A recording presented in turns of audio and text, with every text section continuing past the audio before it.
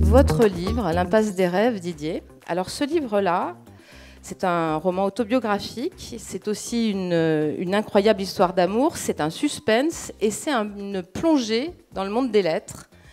Vous saurez tout sur ses secrets, sur ses coulisses, sur ses grands hommes, on en croise quelques-uns, et puis aussi sur ses espoirs. Tout commence par l'erreur d'une secrétaire d'édition aux éditions Gallimard. En fait, eh oui, elle renvoie à votre personnage narrateur-auteur, à Didier Van Kovlart, elle renvoie un manuscrit qui est refusé. Il se dépêche d'ouvrir l'enveloppe et puis, c'est pas son manuscrit. C'est le manuscrit d'une femme. Le nom de l'auteur est un nom de femme. Vous lisez ce livre, vous tombez immédiatement amoureux du personnage et de l'auteur du même coup. Alors qu'est-ce que vous faites? Vous prenez votre voiture et vous décidez d'aller en Haute-Savoie, à cette adresse, l'Impasse des rêves, où habite l'auteur de ce manuscrit. Tout commence comme ça. Alors, vous donnez des éléments de réponse déjà dans l'Impasse des rêves.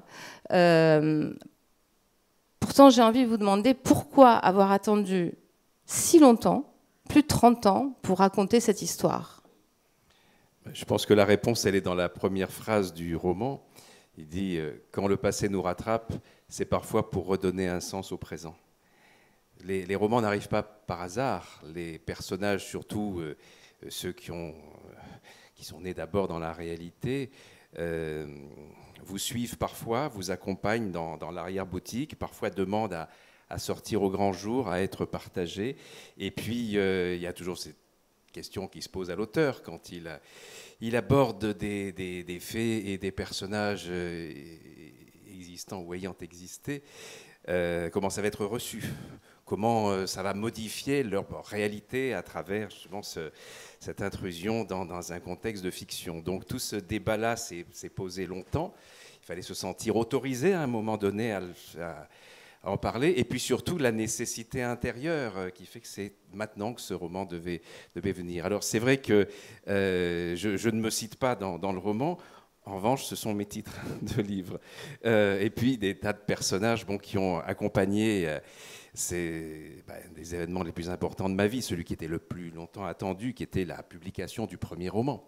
Donc après tout, ces refus d'éditeurs entre 8 ans et demi et 20 ans, donc cette longue traversée du désert, et un jour, en effet, ça m'est arrivé dans la réalité, je reçois un manuscrit qui revient, après refus avec la lettre type de l'éditeur qui dit que ça a été lu avec intérêt, mais ça n'entre pas dans la ligne éditoriale, malheureusement. Sauf que là, la lettre commence par « Chère Madame ». Et le manuscrit, signé Anaïs Forge, s'appelle « Je te tuerai dimanche prochain ». Je plonge dans ce livre, et c'est vrai que l'émotion immédiate procurée par l'héroïne, par le style, par tout ce qu'il peut y avoir que je sens une âme sœur à travers celle qui est écrite.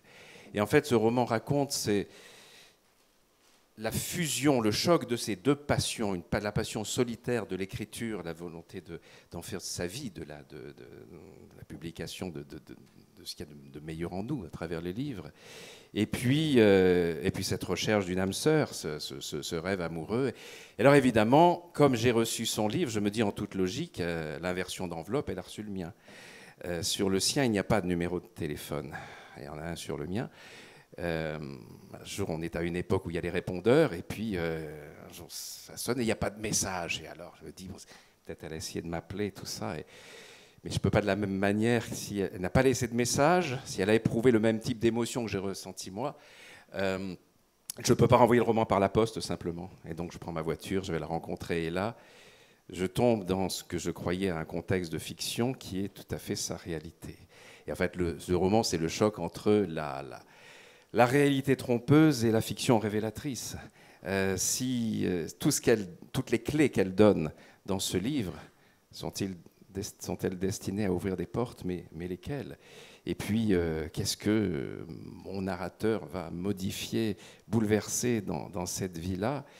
Cette apparence de famille idyllique, sous laquelle semble courir une forme de violence, peut-être une emprise, en tout cas, c'est tout ce qui est dit dans le roman.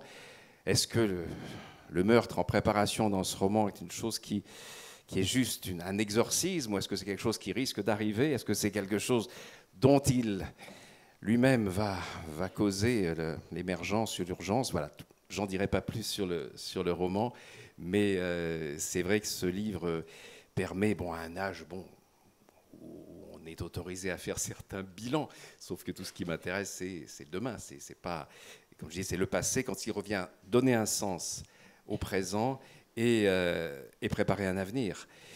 Et comme je revis à travers ce livre tout ce qui a été le début, la réalisation de ce rêve de publication, évidemment, je pense aux 3 éditeurs clés de ma vie.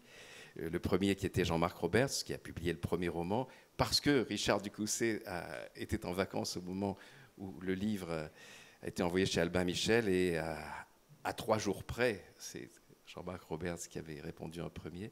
Et puis Francis Esménard, ces 3 figures tellement importantes de ma vie littéraire et de ma vie affective sont présentes dans ce livre à travers tout ce choc entre réalité et fiction.